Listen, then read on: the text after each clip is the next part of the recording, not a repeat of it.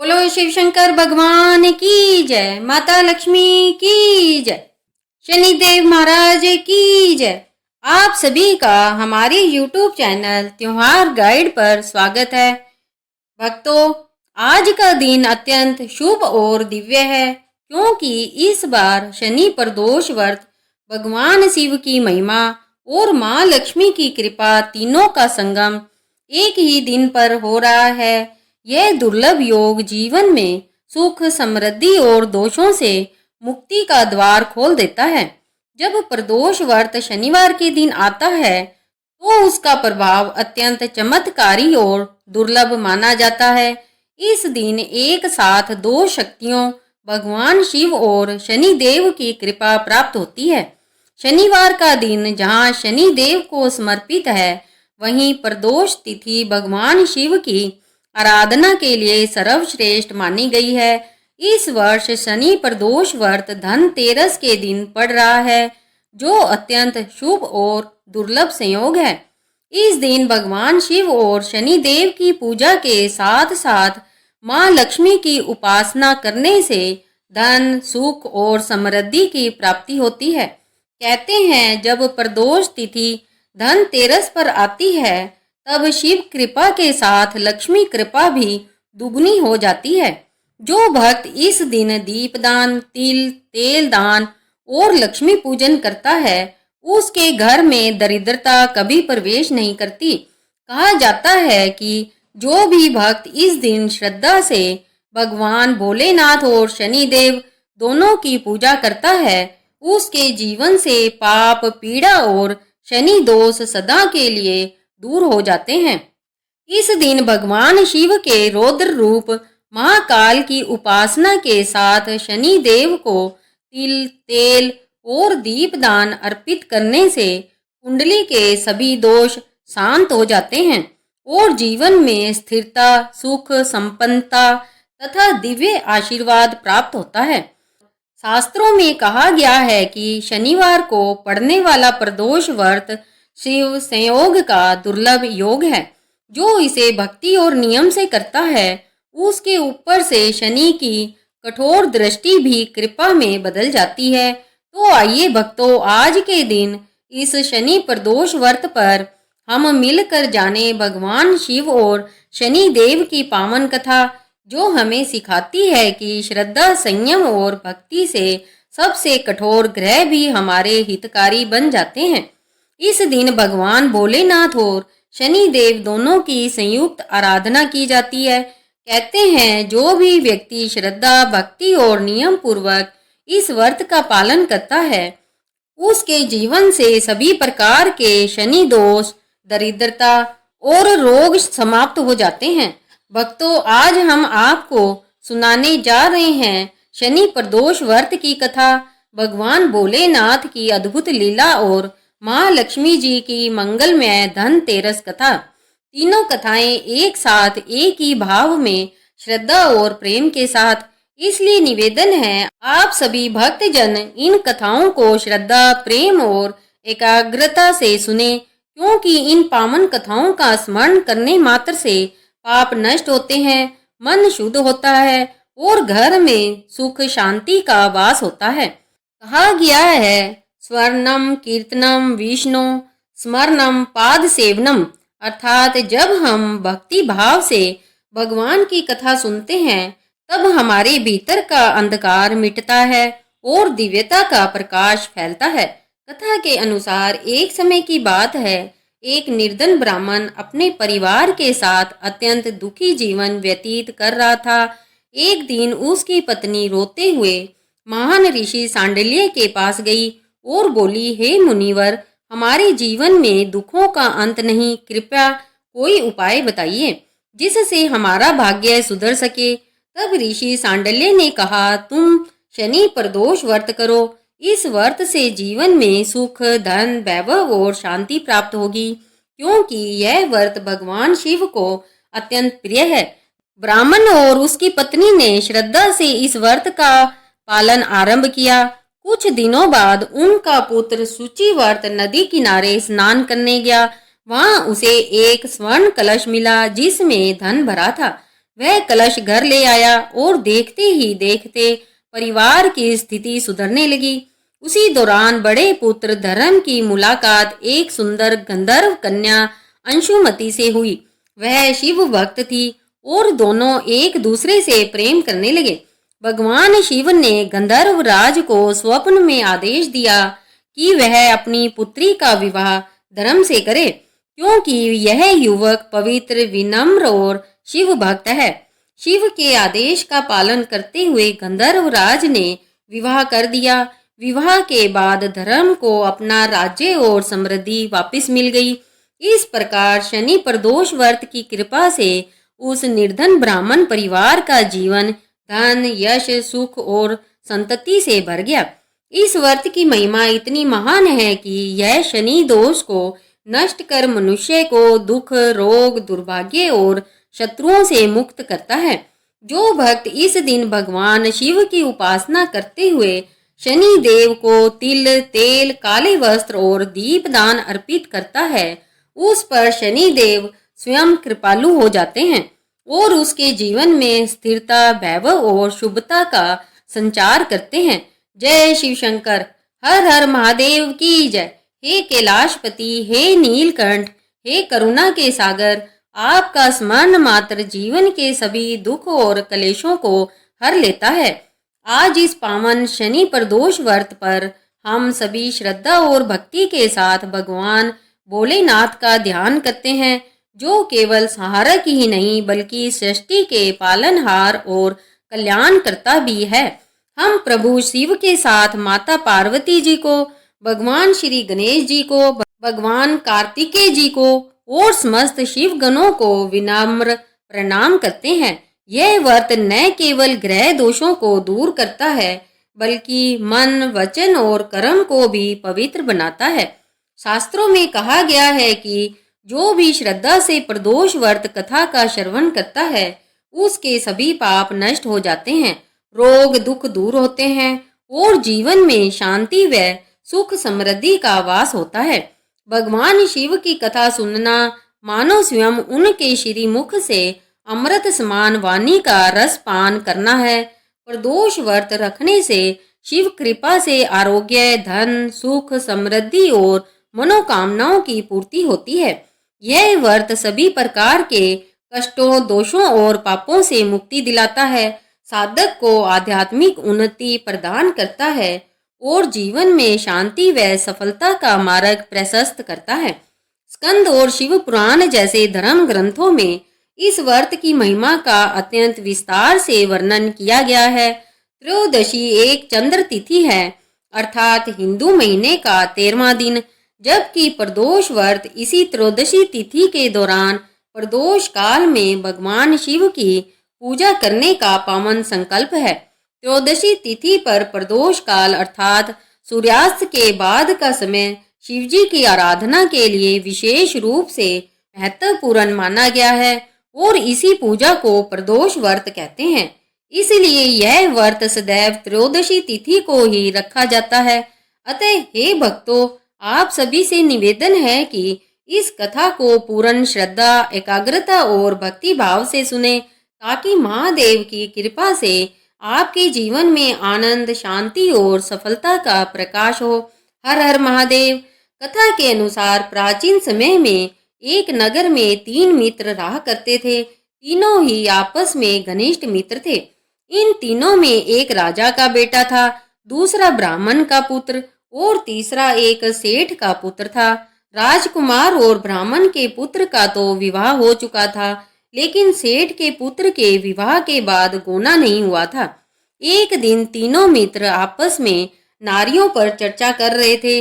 ब्राह्मण पुत्र ने नारियों की प्रशंसा करते हुए कहा कि नारी के बिना घर भूतों का डेरा होता है। यह वचन सुनकर सेठ के पुत्र ने अपनी पत्नी को घर लाने का तुरंत निश्चय किया। अब सेठ का पुत्र अपने घर गया और अपने माता पिता को इस बारे में बताया। तब उसके माता पिता ने अपने बेटे से कहा कि बेटा, अभी शुक्र देवता डूबे हुए हैं। इन दिनों में बहू बेटियों को उनके घर से विदा करा कर लाना शुभ नहीं होता है, इसलिए शुक्रोदय के बाद ही तुम अपनी पत्नी को विदा करा कर लाना। सेठ का पुत्र अपनी जिद पर अड़ा रहा और पत्नी को लेने ससुराल जा पहुंचा। सास ससुर ने भी उसको समझाने की बहुत कोशिश की, किंतु वह नहीं माना। अंत में विवश होकर उन्हें अपनी कन्या को विदा करना पड़ा। ससुराल से विदा होकर सेठ का पुत्र अपनी पत्नी के साथ नगर से बाहर निकला ही था कि उनकी बैलगाड़ी का पहिया टूट गया और एक बैल की टांग भी टूट गई। पत्नी को भी बहुत चोट आई। सेठ के पुत्र ने आगे चलने का प्रयास जारी रखा। कुछ दूर आगे बढ़े थे कि तभी कुछ डाकुओं ने उन्हें घेर लिया और वे उनका सारा धन लूट कर ले गए। अब किसी तरह सेठ पुत्र अपनी पत्नी के साथ जैसे तैसे रोता हुआ घर पहुंचा। तभी सांप ने उसे काट लिया। उसके पिता ने वैद्यों को बुलाया। तब उन्होंने कहा कि आपका पुत्र 3 दिन में प्राण त्याग देगा। उसी समय इस घटना का पता ब्राह्मण पुत्र को भी लगा। तब उसने सेठ के घर आकर कहा कि आप अपनी बहू को अपने पुत्र सहित उसके मायके भेज दो। यह सारी बाधाएं इस कारण से ही आई है कि आपका पुत्र शुक्रास्त में पत्नी को विदा कर कर ले आया है। यदि यह अपने ससुराल पहुंच जाएगा तो बच जाएगा। सेठ को ब्राह्मण पुत्र की बात समझ में आ गई। उसने अपने पुत्र और पुत्र वधू को वापिस लौटा दिया। वहां पहुंचते ही सेठ पुत्र की हालत ठीक होनी शुरू हो गई और फिर उसने शेष जीवन अपनी पत्नी के साथ में सुखपूर्वक बिताया। इसीलिए पति की लंबी उम्र, दाम्पत्य जीवन सुखी बनाने के लिए और सभी मनोकामनाओं की पूर्ति के लिए शनि प्रदोष व्रत के दिन यह कथा अवश्य पढ़नी या सुननी चाहिए। यह थी शनि प्रदोष व्रत कथा। हे भोलेनाथ, अगर हमसे व्रत के पालन में, कथा श्रवण में या किसी भी चरण में अज्ञानवश कोई भूल हुई हो, चाहे वह विचार से, वाणी से या आचरण से हो, तो कृपया हमें क्षमा करें। आप तो अज्ञानियों पर भी कृपा बसाने वाले हैं। आपकी शरण में आकर ही मनुष्य अपने समस्त दोषों से मुक्त होता है। हम आपको बारंबार प्रणाम करते हैं और प्रार्थना करते हैं कि आपके श्री चरणों की भक्ति सदैव हम सभी के जीवन में बनी रहे। सभी प्रेम से बोलिए देवों के देव महादेव की जय, माता पार्वती की जय। शिवजी का अभिषेक कोई दूध से करता था, कोई आंसुओं से, कोई तपस्या में लीन, तो कोई प्रेम में पूर्ण रूप से डूबा। भगवान शिव ने कभी भेद नहीं किया। अब सुनते हैं उन भक्तों की कथाएं जिनकी सच्ची श्रद्धा ने भगवान शिव को प्रसन्न कर दिया। एक बार देवी पार्वती जी ने भगवान शिव की आज्ञा से एक श्रेष्ठ पुत्र की प्राप्ति हेतु 1 वर्ष तक चलने वाले पुण्यक व्रत का समापन किया। व्रत की समाप्ति पर पुरोहित सनंत कुमार ने देवी पार्वती जी से कहा, सुव्रते, अब मुझे दक्षिणा चाहिए। देवी पार्वती ने मुंह मांगी दक्षिणा देने का वचन दिया। फिर क्या था, पुरोहित बने सनंत कुमार ने अस्वाभाविक दक्षिणा की याचना की। देवी, इस व्रत में दक्षिणा स्वरूप आप मुझे अपने पति को दीजिए। यह सुनते ही मानो देवी पार्वती पर तो वज्रपात गिर गया हो। वे व्याकुल होकर विलाप करती हुई मूर्छित हो गई।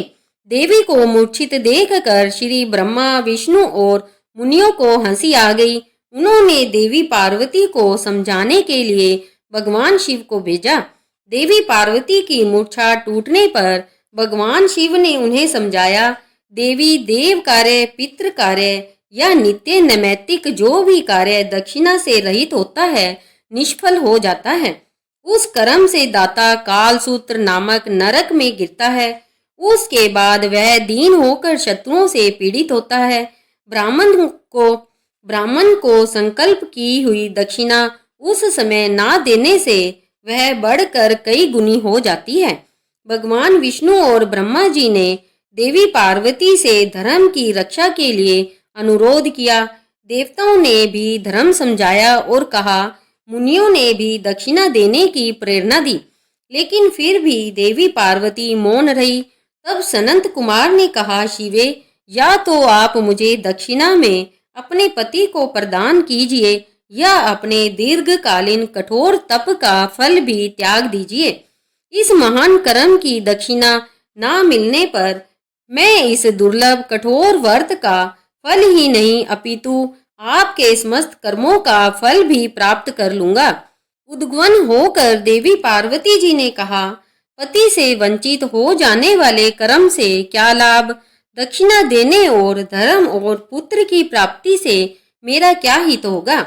पृथ्वी देवी की उपेक्षा कर वृक्ष की पूजा करने से क्या प्राप्त हो सकेगा?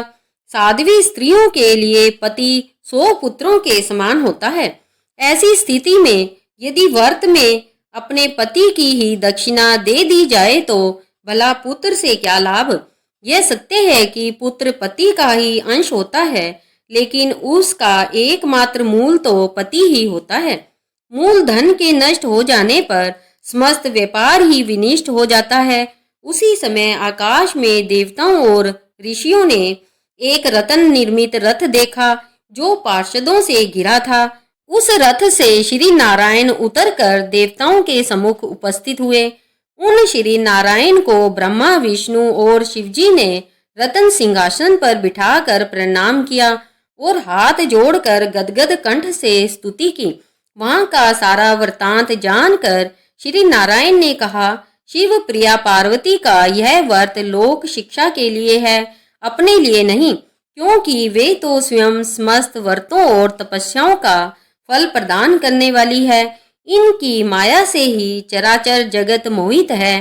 फिर उन्होंने देवी पार्वती जी से कहा, शिवे, इस समय आप महादेव जी को दक्षिणा में देकर अपना व्रत पूर्ण कर लीजिए। फिर समुचित मूल्य देकर अपने जीवन धन को वापस ले लेना। गौओं में समस्त देवी देवता विद्यमान होते हैं, इसलिए तुम ब्राह्मण को गौ मूल्य प्रदान कर अपने पति को लौटा लेना। ऐसा कहकर वे अंतर्ध्यान हो गए। तब देवी पार्वती प्रसन्न मन से अपने प्राण सर्वस्व को दक्षिणा में देने के लिए तैयार हो गई। उन्होंने हवन की पूर्णाहुति की और अपने जीवननाथ शिवजी को दक्षिणा स्वरूप दे दिया। इसके बाद उन्होंने पुरोहित शरद कुमार जी से निवेदन किया, विप्रवर, गो का मूल्य मेरे पति के बराबर है। मैं अब आपको अत्यंत सुंदर 1 लाख गोएं प्रदान करती हूँ। इसके बदले में आप मेरे जीवन सर्वस्व को लौटा दे। प्राणनाथ के मिल जाने पर मैं पुनः ब्राह्मणों को विपुल दक्षिणाएं प्रदान करूंगी। तब सनंत कुमार ने पार्वती जी से कहा, देवी, मैं ब्राह्मण हूँ, 1 लाख गायें लेकर भला मैं क्या करूंगा? इस दुर्लभ रतन के सामने 1 लाख गौओं की क्या तुलना?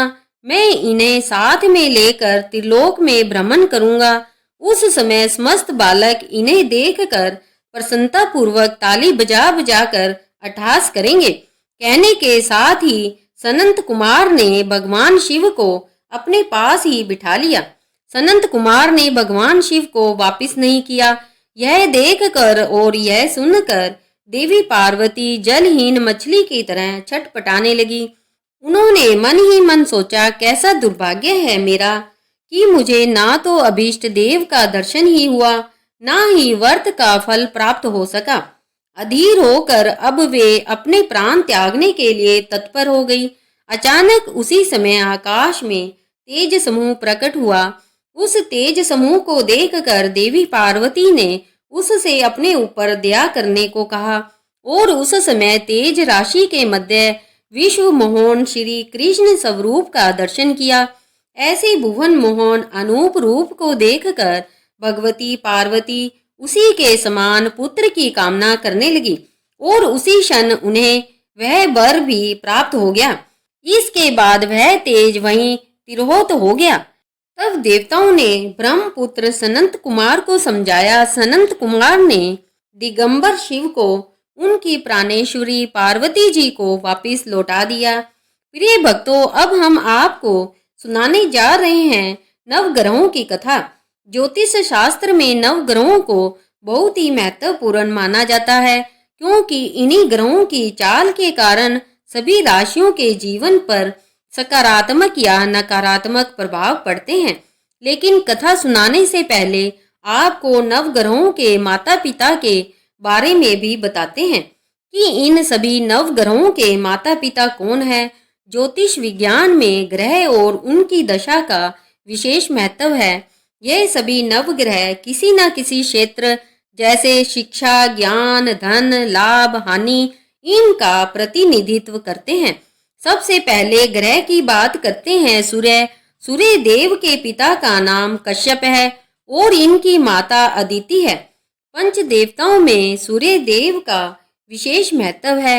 इनकी दो पत्नियां हैं जिनका नाम संध्या और छाया है। शनि देव भगवान सूर्य के पुत्र हैं और यमराज और देवी यमुना भी इनकी संतान है।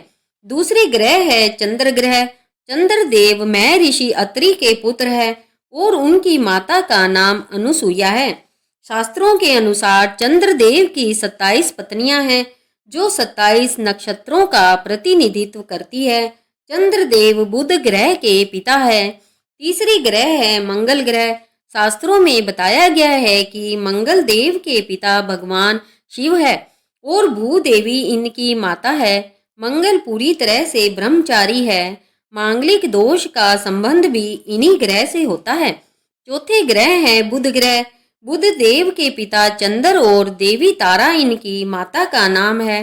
बुध देव को समस्त वेद और शास्त्रों का ज्ञान देव गुरु बृहस्पति से प्राप्त हुआ था और इनकी पत्नी का नाम इला है। चंद्र वंश का प्रारंभ भी इन्हीं से हुआ था। चौथे ग्रह है बृहस्पति।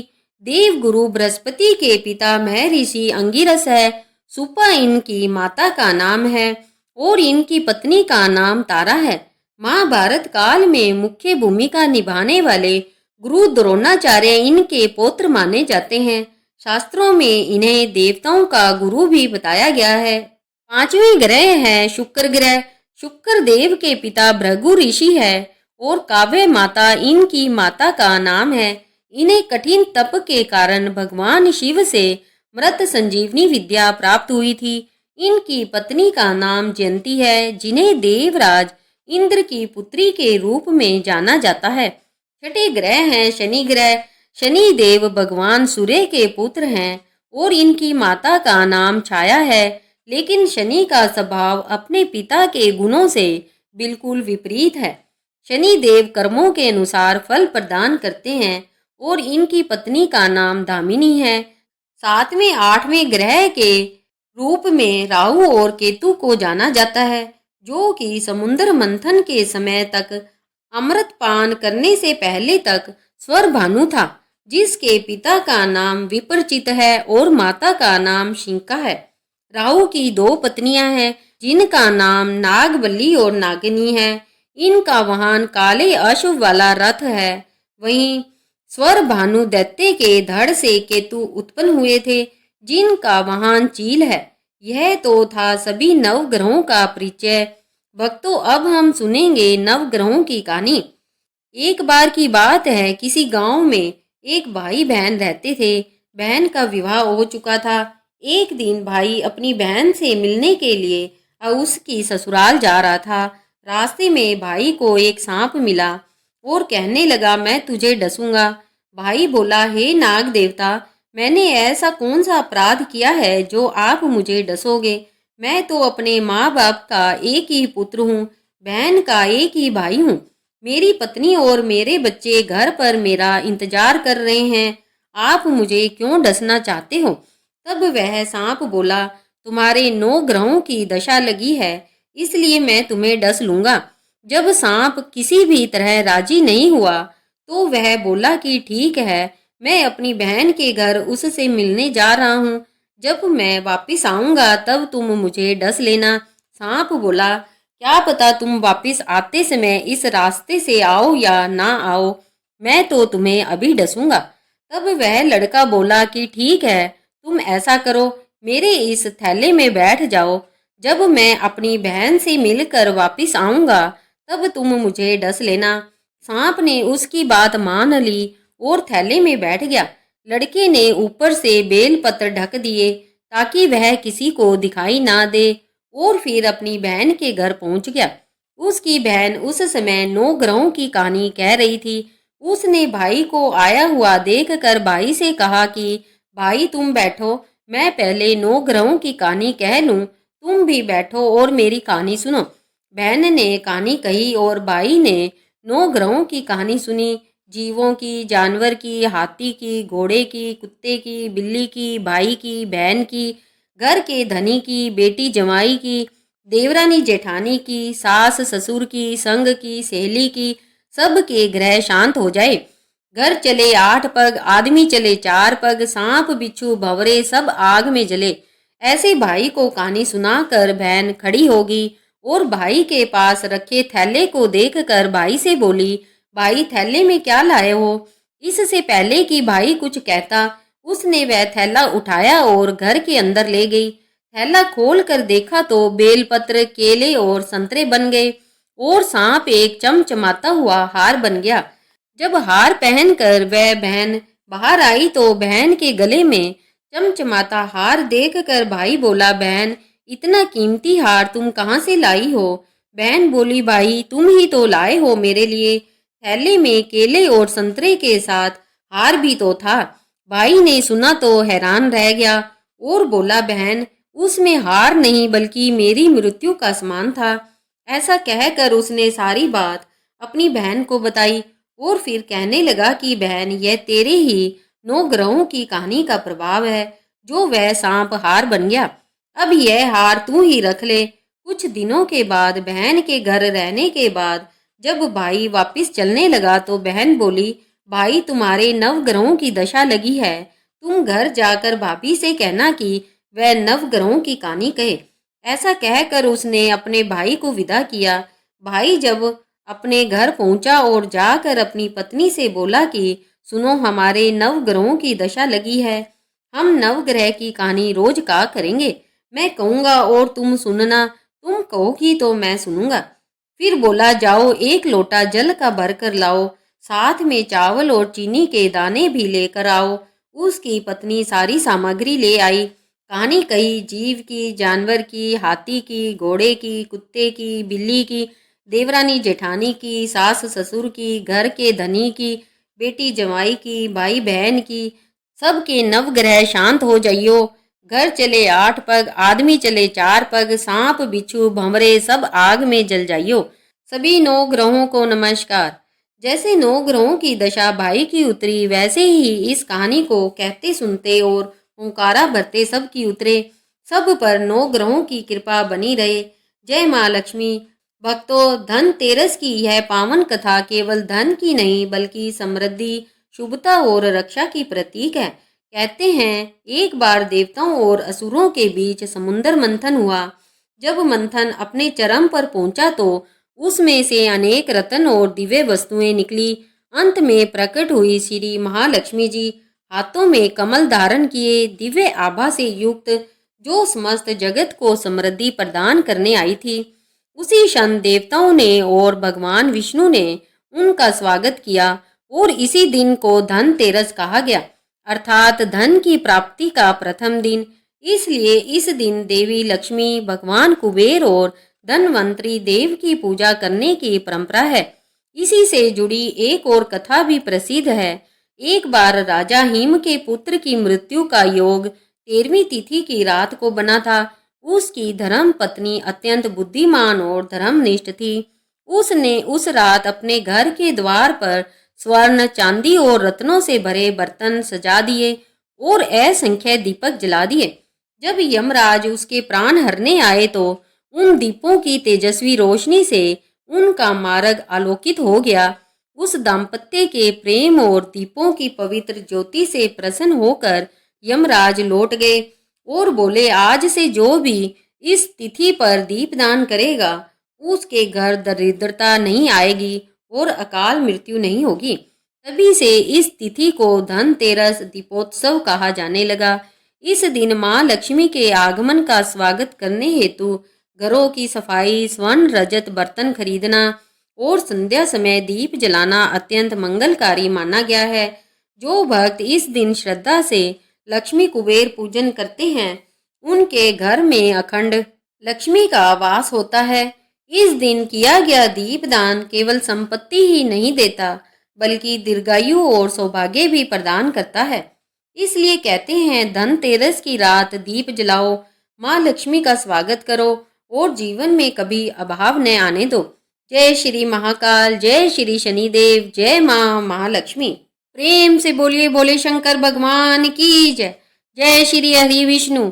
ऐसे ही और भी रोचक और आध्यात्मिक वीडियो के लिए चैनल को सब्सक्राइब कर ले। दोस्तों, आपको ये कथाएं कैसी लगी कृपया कमेंट कर जरूर बताएं। वीडियो पसंद आया हो तो लाइक करें और अपने दोस्तों के साथ शेयर करें। कमेंट बॉक्स में हर हर महादेव लिखना ना भूलें। फिर मिलते हैं एक और दिलचस्प और आध्यात्मिक वीडियो के साथ। इस वीडियो को अंत तक देखने के लिए आप सभी का धन्यवाद। जय श्री कृष्णा।